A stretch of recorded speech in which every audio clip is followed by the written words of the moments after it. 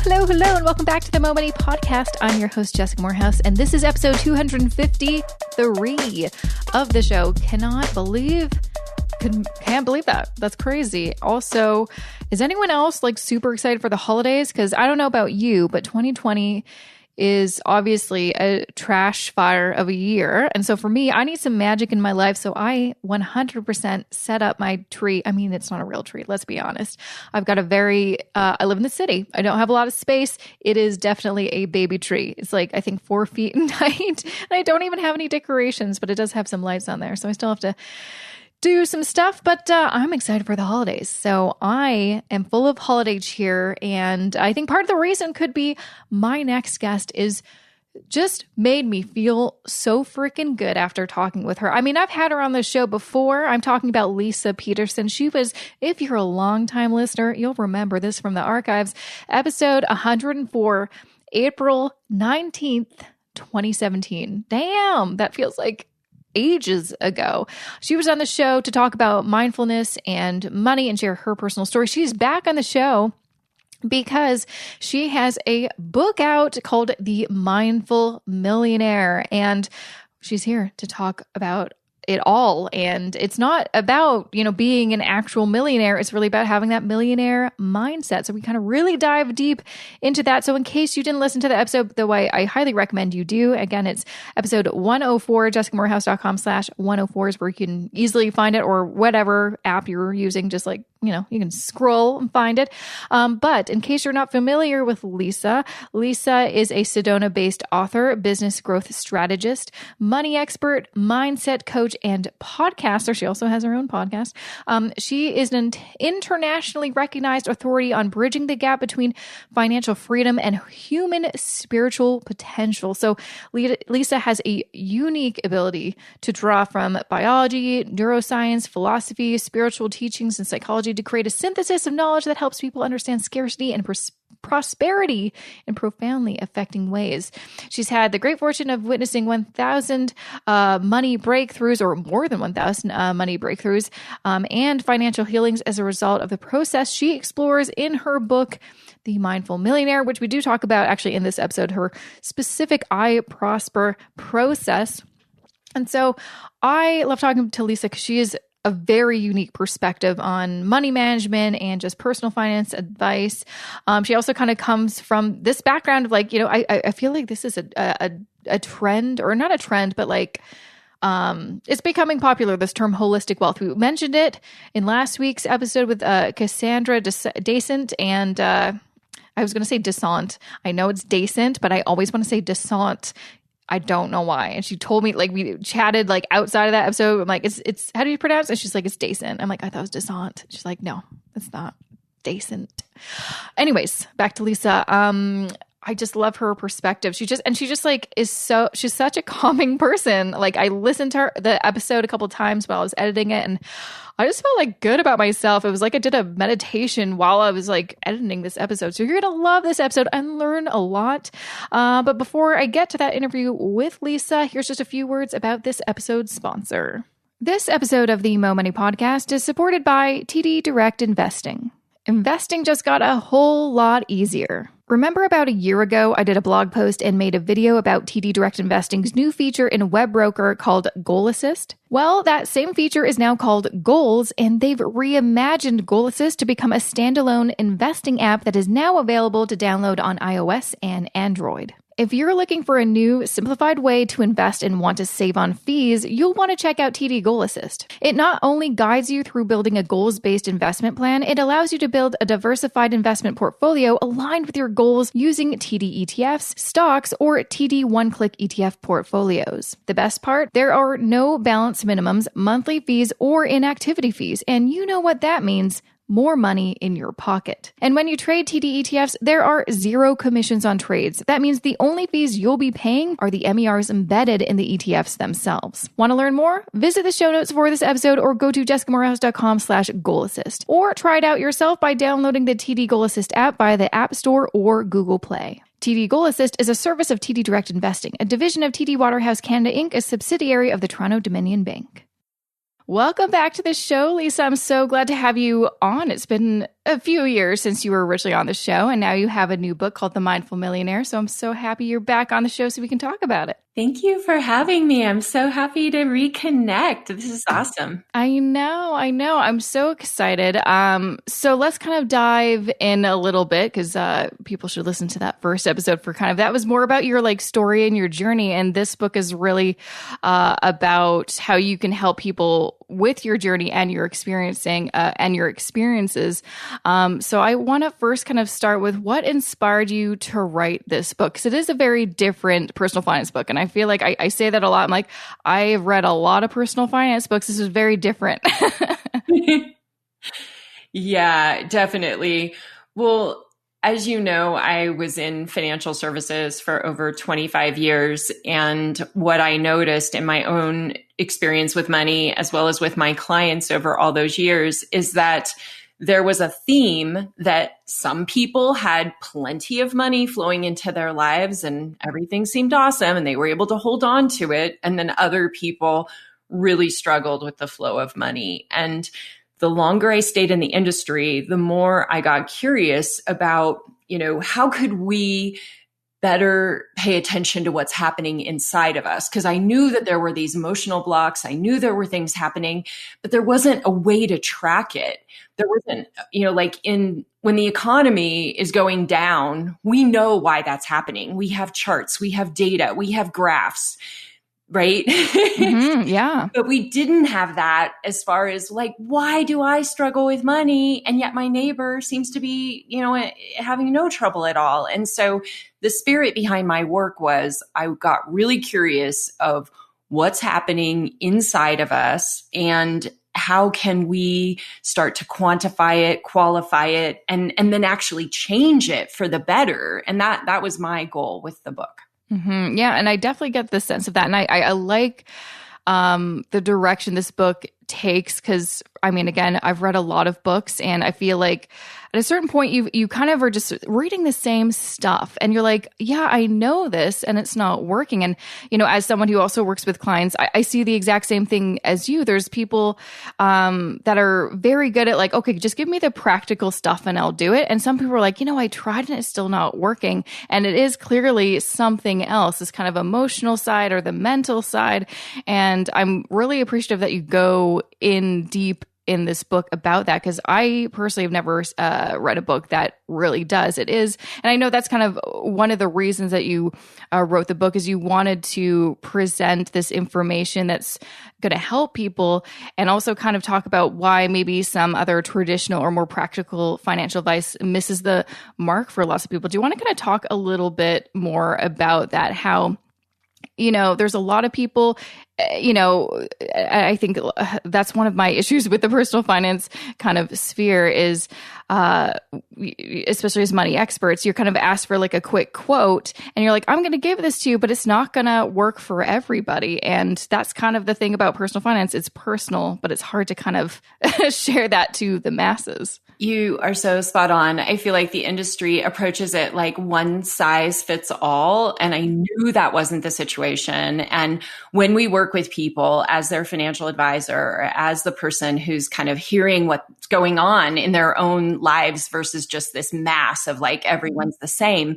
we notice these themes. But what really inspired me was just the idea that we could actually figure out what was going on behind the scenes. And that's what I did when I left my financial advising practice. And even before that, I started asking people to tell me about their relationship with money. And the big thing that came up very quickly was that there were all these stories and all these beliefs and all these thoughts that people hold on to. And sure enough, their life reflected what they were telling me. So let's say they had come from a situation, one coming to mind that started and I learned about in 2011, a woman who had grown up in a home where there was wealth, but then there was a divorce and then things changed and she stayed with her mom and dad went off and had another family and they had lots of money and yet they didn't. And what came out in the conversation of the money story that she was holding on to was that when that departure had happened, she actually started creating a life more like what she was experiencing with her mom, where there was a lack of money. And then there was a lot of jealousy to step siblings who had lots of money. And so she was approaching life like from this place of jealousy and frustration and lack of understanding. And then that was playing out in who she married, and the same patterns repeating themselves. And I started seeing that over and over and over again. And that's when I was like, wait a minute, folks, like the beliefs that we have and the experiences that we've had totally play out for many people. How can we pattern disrupt? How can we change, what's going on for someone so that they don't have to keep reliving the pain of the past? 100%. I mean, this is so familiar. I just had a conversation with my mom about kind of money stories. We didn't really use those terms, but we just started kind of talking naturally about it, and about how, my grandpa obviously was of the, Depression era. And so he was very, very frugal, but he was very good with his money, and he's now passed. But you could tell, after he passed, like he still had a good chunk of money that he was like, he could have lived for decades because he was just so frugal.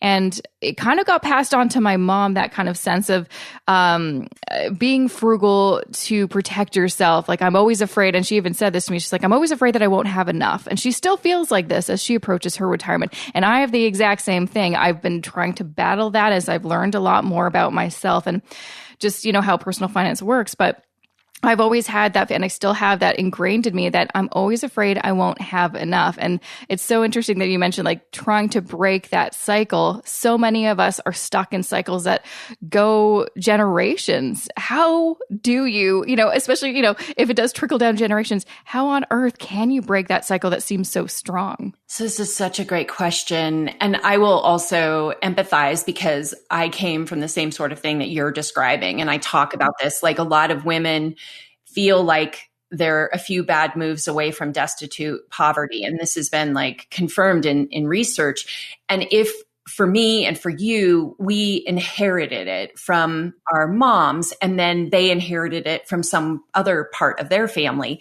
But what I've seen is the first thing, even just noticing that this is not your fault, that this is something that you were exposed to from a really early age, and it's probably not going to go away completely. Yeah, that's true. No matter how much money you have, no matter how much success you have, there is a part of you that will have this fear.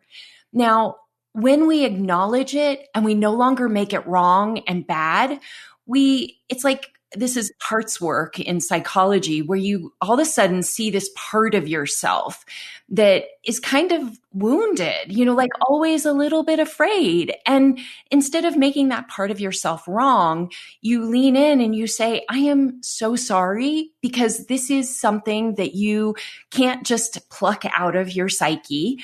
And the more you accept that it's okay, that it's not bad, that this is something you need to take care of. So Jessica, I mean, for me, and I say this in the book, and maybe this is for you, it's like, I'm not going to be the one who can live with a really small savings account. Like, I'm not happy that way.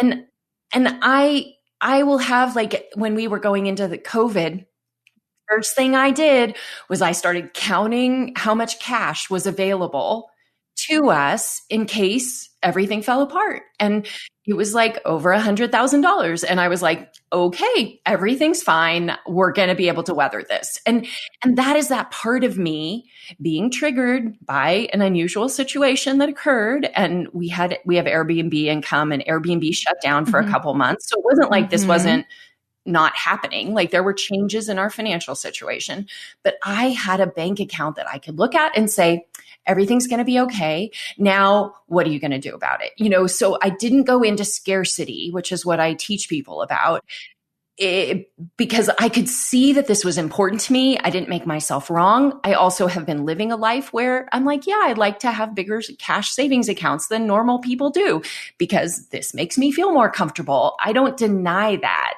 And that's a big thing that I think most people push those inklings away. They don't look at what makes them more comfortable, what makes them feel more safe. And I don't encourage people to do that. I say lean into it. Don't go crazy, but give yourself the benefit of like, yes, there are some things that are going to make you more comfortable, happy, and feel like you can continue on without going into a very triggered, reactive state. 100%. I did the exact same thing in the spring, looking at like, oh my gosh, is this, everyone just went crazy. Everyone just thought this is the end of the world. And I 100% was counting my pennies and talking to my husband. We're looking at our net worth spreadsheet, being like, okay, are we going to be okay? We're both self-employed. We have no idea what this looks like. And we also felt the ramifications. There was a time where everything kind of paused in terms of work. And yeah, like you said, like I have a bigger emergency fund than most people. And that's because it makes me feel good and safe. And like you kind of mentioned, it's almost frustrating when you do look for information on, such as emergency funds. And again, I say this too. It's like, traditional advice is, 3 to 6 months of your living expenses. But I always usually caveat it with like, but do whatever makes you feel good. If 9 months makes you feel good, great. If 12 months makes you feel good, great. It doesn't make sense to take someone else's advice when that person has no idea what makes you feel good or what is good for you. And I think too often we take advice and we actually activate it just because, oh, well, we don't want to be wrong. But it's our money and our lives. We need to do what makes the most sense for us. We need to lead into that, like you said. I love that. Yeah, and finding the balance too, which is what I also talk about in the book, that I kind of went too far, too dedicated to the money journey. And I had to reevaluate that because I saw that I was missing out on other parts of life just to try and appease this one fear. So I did have to get this fear in check, and not have it, run my life. But it's finding the middle path is what I like to think about. Exactly. It's like what will actually make you feel safe at night, but or what will make you feel safe at night, but what is also logical. Because that's the thing. You can go the other kind of end, the other extreme, and just have cash and not invest any of your money because you're terrified of losing any money in the stock market, which obviously is not going to help you when it comes to building your wealth. I want to kind of dive a little bit deeper into scarcity mentality because that I feel like is something I definitely have, but also have been noticing in so many more people, or maybe more people are talking about it. And especially with women, I feel like that is a big thing with women. We have the scarcity mentality and it's, basically fear. And so money equals fear and shame and all these kind of negative emotions. It's, I know we kind of touched on this, but what are some things people can think about or start doing to kind of turn money, which is just a tool, into something that's negative that causes these really, fearful emotions into something that is kind of more on the abundance side of things? It's something positive that can actually help you with your goals. So even just understanding the idea of scarcity mindset is this way of approaching life as if it's a zero-sum game. So someone wins, I lose, for example. That would be in the extreme case. But when we realize that it's happening and we want to make a difference, the biggest thing that I think changes us in the way we approach life is questioning the assumptions of the zero-sum paradigm as much as we possibly can. So finding examples in our own life where that's not the case, where there is more prosperity, where there is more abundance. And again, I think it also is helpful to be thinking about negativity bias. So much of this work is around awareness. So negativity bias basically says that the human brain is always going to look for the negative, remember the negative, focus on the negative, not the positive. Mm-hmm. So true. Something I battle every day, trying to get better at it, but so true. It's like the number of words that are positive words in the English language compared to negative words is crazy. It's like 65% are more negative tone than the positive tone, 35%. I mean, the way that you look at news is going to be 70, 80% negative and 20% positive. Like we are surrounded by evidence of scarcity mindset everywhere we look. So what that means is that we actually have to be more conscious and more aware of where our thoughts are going, where our attention is going. Some of us go on media diets, right? We refuse to look at media because we know that it's having a negative impact in the way that we approach life. That would be one thing. Another thing is why I like meditation so much is when we have a daily meditation practice, even if it's only for 5 minutes. And we have to be careful because some people like me, early on, meditation was like my worry cushion.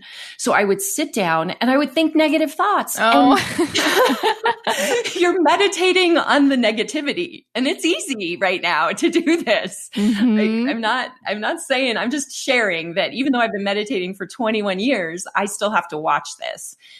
But if you were to meditate on things like love and compassion and empathy for 5 minutes a day, you're going to start catching when you're in a negative state of awareness and when you're in a positive state of awareness. And it is only in a positive state of awareness that we are going to make prosperity-oriented decisions rather than scarcity-oriented decisions. 100%. I feel like, especially this year, it's never been more, I think, obvious how important mindfulness and even meditation, that this is something that I've been told for years to do. And I'm actually starting to do it because what I didn't really realize, and maybe it's because I'm not this kind of woo-woo person my husband actually is, though, which I love. And he's been meditating for a while and there's positive benefits. I can see it. So I'm like, I need to do this.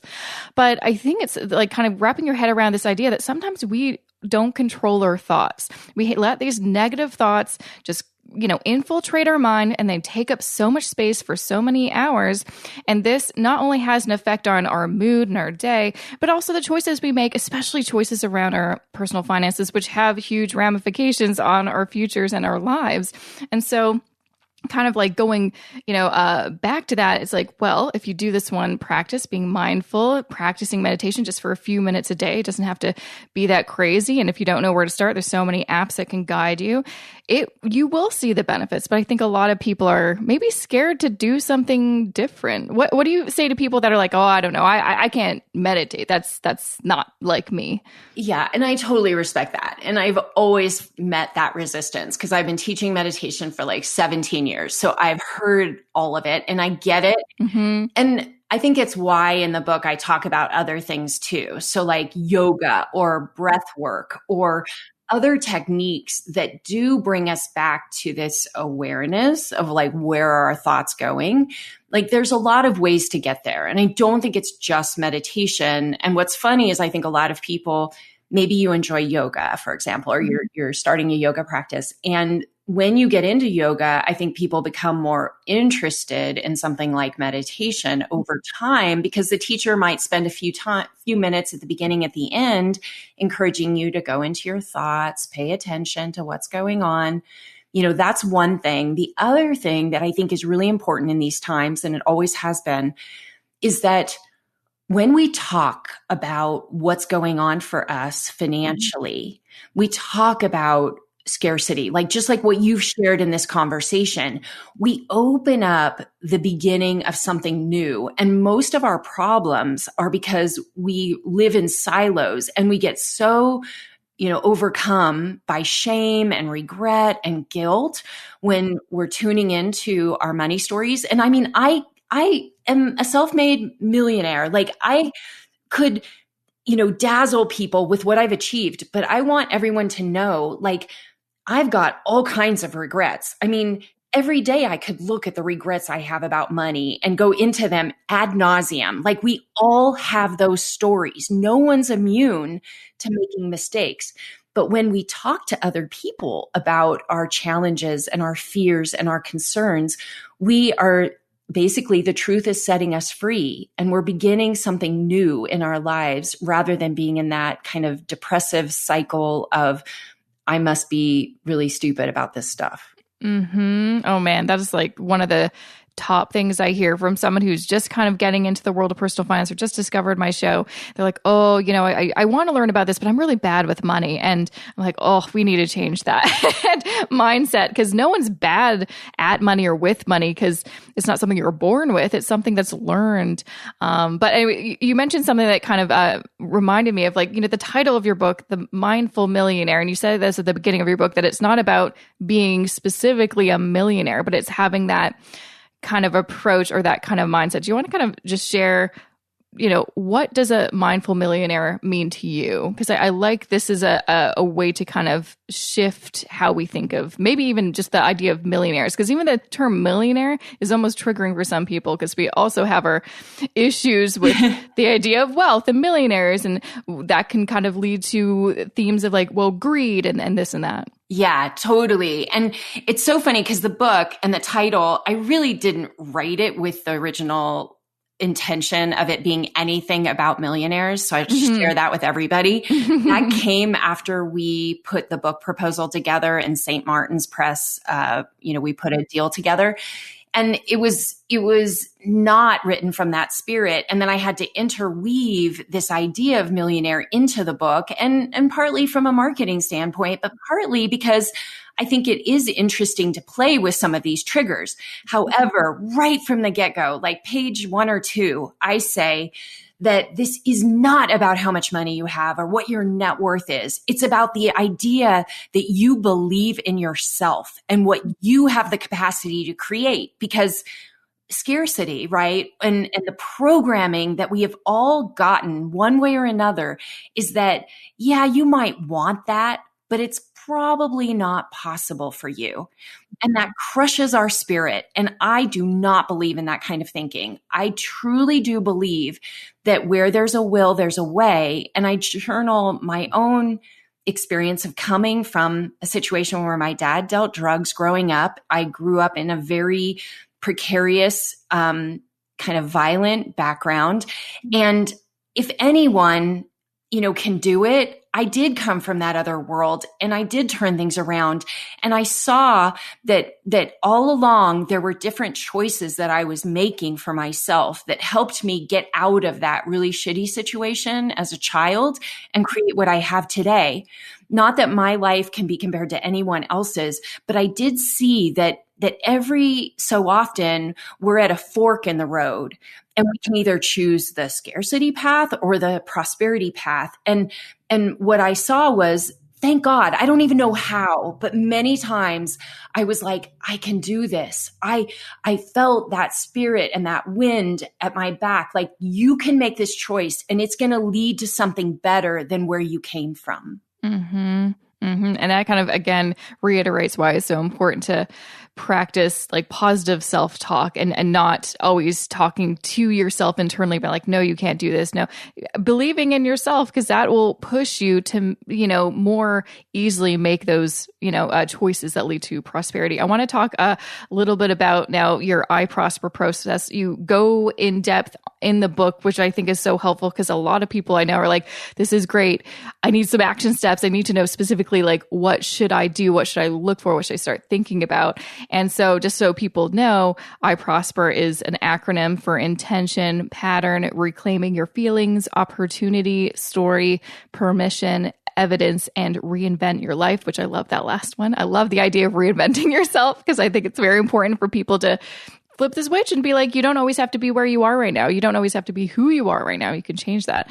How did you develop this I Prosper process? And obviously you've had it for a while because you've worked with clients and it works. Yeah. So this is where we'll get a little woo-woo, and you don't have to be woo-woo to like follow the process, but I do incorporate these ancient teachings of the chakras. So this goes back to India 4,000 years ago, ancient form of psychology. Like, that's all we need to understand.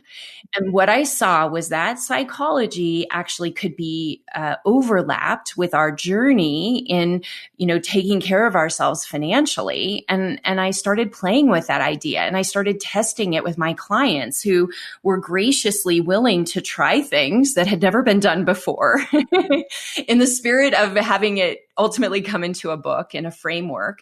And I Prosper is literally showing you where might things be out of alignment? Where might things in your life be outside of flow? What are some possible reasons for why they're out of flow so that you can kind of stop judging yourself and just say, well, yeah, those kinds of things did happen to me. Okay, well, now that makes me feel a little bit better, because a lot of us will say it's my fault rather than it's the fault of just the environment that I grew up in, which is a lot healthier. Not to blame your parents, but it's more of like, if we're so busy blaming ourselves for things that aren't working out, we have a really hard time fixing them or changing them. But when we can take a step back and say, okay, I see this pattern. I see how I've been avoiding my feelings. I see how that's played out in my relationship with money. Here are some things. I play with the idea of yin and yang. I think most of us have learned money in a very yang energy, which is like doing and going and left brain thinking. And it's all about the numbers. And what I wanted to do with I Prosper is I wanted to show people that our relationship with money isn't just numbers and logic, that there's a very feminine aspect to our relationship with money. And I teach about that and I take you through so that ultimately by the time you're into the financial planning, which is in the evidence stage, you're more embodied. You're bringing all parts of you into the financial planning process rather than just the numbers and what do I want to do when I retire? Mm-hmm. And yeah, that's what I find with clients is most people who work with maybe a traditional financial planner, the financial planner just wants to talk about the numbers, but that is not why people usually seek out the help of a financial planner. They want to talk, they want to discuss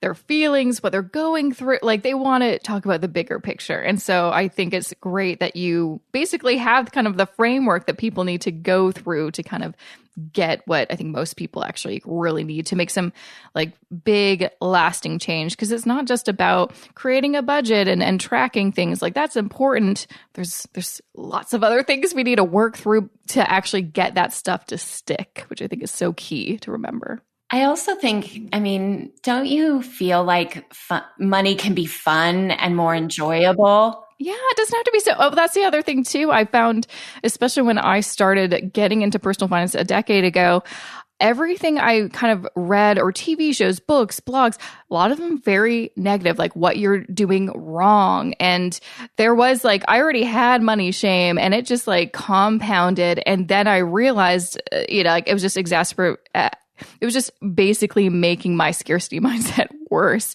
and prevented me from doing lots of smart things like investing, in a different way.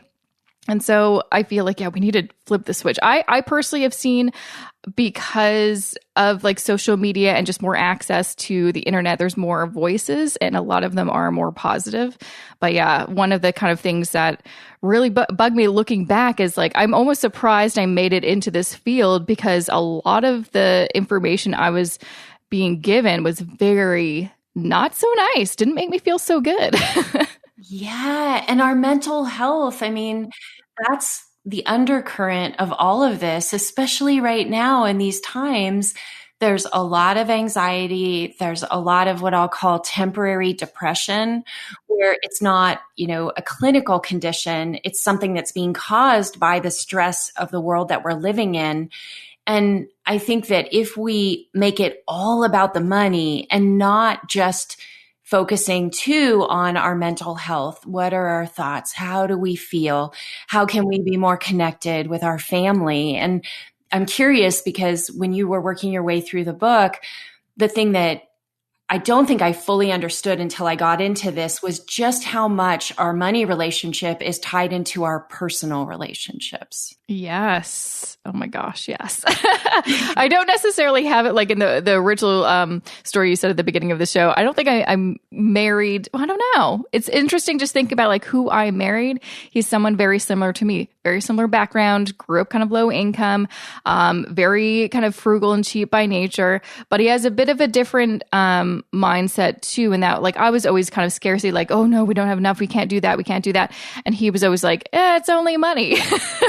So I always kind of rein him in, but still we had very similar backgrounds. So I think I was drawn to someone like that. If I don't think I would have ever met or want to be in a, partnership relationship with someone who didn't have similar kind of values or qualities than me. But then again, we still also have our own money issues. So it's interesting. It's something to think about. Yeah, I feel very similarly. I think that the number one cause of divorce, right up there at the top, is money struggle. And my husband and I have been together since college, 33 years. And if we didn't have some shared understanding around money, I don't think we would have made it. No, I think it's super important, which is why I always tell people when you're dating, you need to start talking about money, or before you get married, you need to start talking about money, because there may be a red flag, because personal finances, your finances will be a big issue when you're dealing with big money decisions together.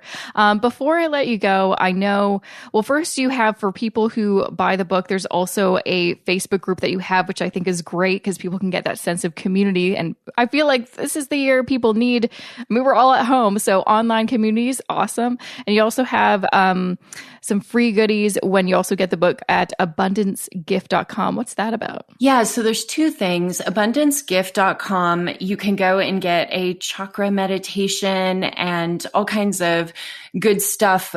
First chapter of the book, we just added that to the bundle. And the idea is if you're intrigued by this work, that's a great way to start, kind of put your toe in the water and say, hey, might this be something that could help me, something different that I haven't tried before? And then at mindfulmillionairebook.com, if someone is going in that direction, we also have all kinds of goodies that we've given for people who buy the book. And you just fill that out there. Ooh, so it's not just about the book. It's about get the book. There's a whole kind of resource center to start your journey, which I think is so exciting. Yeah, I give a lot of stuff away for free. Like, I'm definitely the over giver that it's all heart chakra. I love to give, but really I'm on a mission. I really do want to just make a difference in people's lives in some way, shape, or form, because this work has helped me so much. That's awesome. If people want to follow you on social media just to kind of stay in touch, where can they find you? So on Twitter, it's at Leisa Peterson, which is a whole other story, but LeISLOOSKI. And like you said, Facebook is the Mindful Millionaire community, and Instagram at Leisa Peterson. Amazing. Well, thank you so much for joining me once again. I feel like this is a book people need to read this year. We need some mindfulness in 2020 as we enter the new year. That's my whole thing is man, do we all need to pay attention to our mental health, but also our money. So this is a great combination of both. So I appreciate you being on the show again, Leisa. Thank you so much, Jessica. And thanks everyone for listening. And that was episode 253 with Leisa Peterson. Make sure to grab a copy of her book. What a great, hey, we're talking about the holidays, great Christmas present, Hanukkah present, any kind of present. Just a good, I personally love sending books to people. It makes me so happy. Is there any better gift than the gift of knowledge? Oh, that sounds so cheesy when I say that. It's true though. I believe it. Anyways, grab her book, The Mindful Millionaire. You can also, of course, find more information about the book at mindfulmillionairebook.com, and make sure to follow her on social. You can find her on Twitter at Leisa Peterson, as she mentioned in this episode, LeISLOOSKI. You can find her more easily on Instagram at Leisa Peterson, and also Facebook. You can find her at Mindful Wealth. And she also has some free goodies when you get the book. Just visit abundancegift.com to find out more information about that. I have got some important things, as always, to share with you. So stick around. Just a few words to share about this episode's sponsor, and then I have some importante things to share. This episode of the Mo Money Podcast is supported by TD Direct Investing. You guys, when it comes to investing, there is one product I'm a sucker for, ETFs, which is hilarious considering 5 years ago when I started this podcast, I had no idea what an exchange-traded fund even was. Well, a lot can change in just a few years, which is what happened to TD Direct Investing's Goal Assist. It started as a feature introduced in their web broker platform to help investors set investment goals so they could be more intentional with their investment portfolios. That was back in April 2019. Now, in November 2020, Goal Assist has evolved into a standalone investment app called TD Goal Assist to help you set and monitor your investment goals and manage your portfolio on the go. And the best part? There are no monthly or inactivity fees like most brokerage apps charge, and TD ETFs have unlimited commission-free trades, including their TD one-click ETF portfolios. You can also trade individual stocks at a flat fee of $9.99. Want to learn more? Visit the show notes for this episode or go to jessicamorehouse.com/goalassist. Or try it out yourself by downloading the TD Goal Assist app via the App Store or Google Play and opening an account. TD Goal Assist is a service of TD Direct Investing, a division of TD Waterhouse Canada Inc., a subsidiary of the Toronto Dominion Bank. First and foremost, I always forget to do this. If you ever want to check out the show notes for every episode, the show notes have links and just a summary of what we talked about, important resources you may want to check out on my website.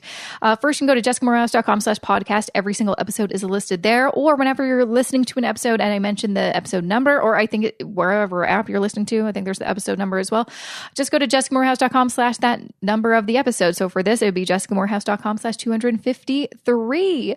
Always forget to do that. Always. Like, there's people that listen to my show. They're like, I didn't even know you had a website. I'm like, I am the worst self-promoter.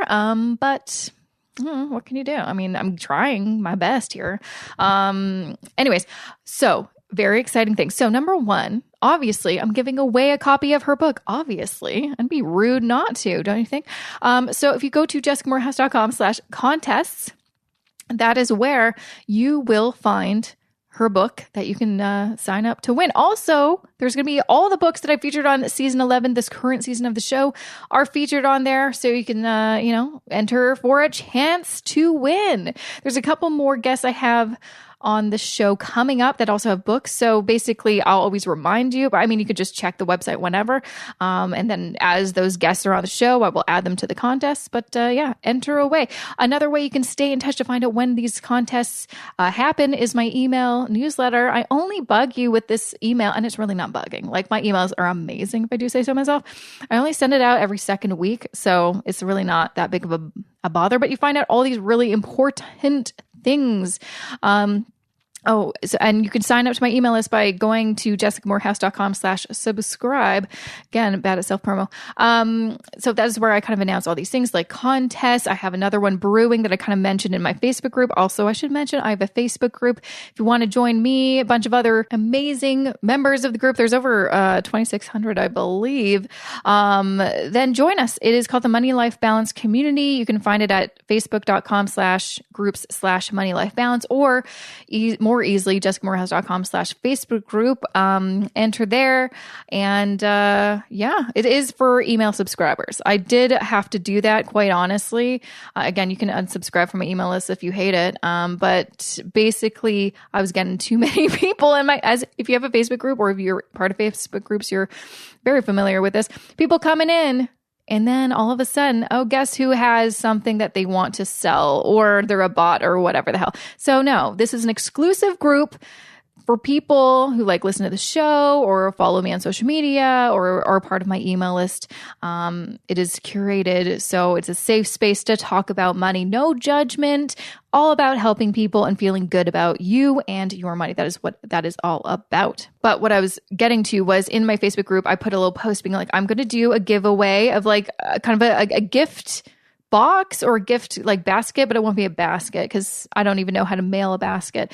I just want to do something kind of fun that I'll be, telling you about soon, of cool goodies to do with personal finance, like a FabFitFun box, but not beauty stuff, but for personal finance. Anyways, working on another giveaway is what I'm trying to tell you. So, listen to the podcast. I'll announce it soon, or more easily, just get onto my email list to find out when that contest is starting. Okay, one last thing, and then I'll let you go. So the past few weeks, I have been super busy. I basically did a call out on my email list in my Facebook group, I think possibly on here a few weeks ago. If you want to sign up for a discovery call, because I am revamping my Fix Your Finances Masterclass and my Investing Foundations for Canadians courses.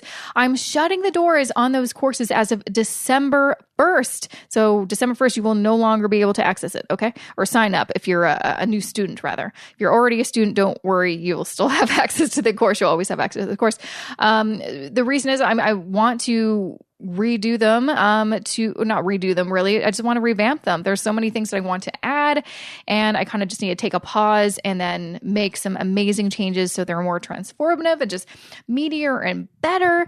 And part of that process is me doing research by getting feedback from potential students. And I've been doing this for the past few weeks, and it's been amazing. I've been talking to so many people, and I'm very, very excited for what these courses are going to entail. So basically, shutting the doors December 1st. That means you can still sign up to those courses now. Lock in the current prices because the prices are going to go up when I relaunch them in the new year, hopefully January, but I'm going to just say the new year to not give myself a heart attack. And then you'll automatically be rolled into the new courses when they launch. So a lot of people have been taking advantage of this pricing. So go ahead. And again, you get access to the current course as it exists, and you'll also get access to the new course when it exists as well. So you can find out all the information at jessicamorehouse.com/shop. That is where my courses exist. There's also a bunch of budget spreadsheets. If you're looking for one, there's a couple ones for free. And there's also, if you're looking for something a bit different, a course that I do not offer, I also have a bunch of suggestions for other online courses by some other amazing money experts, all of them based out of the US actually. So if you're American and you're like, I don't need to take your Investing Foundations for Canadians course because I'm not Canadian, I'm American, there's actually a great American investing course that I have listed there that you can check out.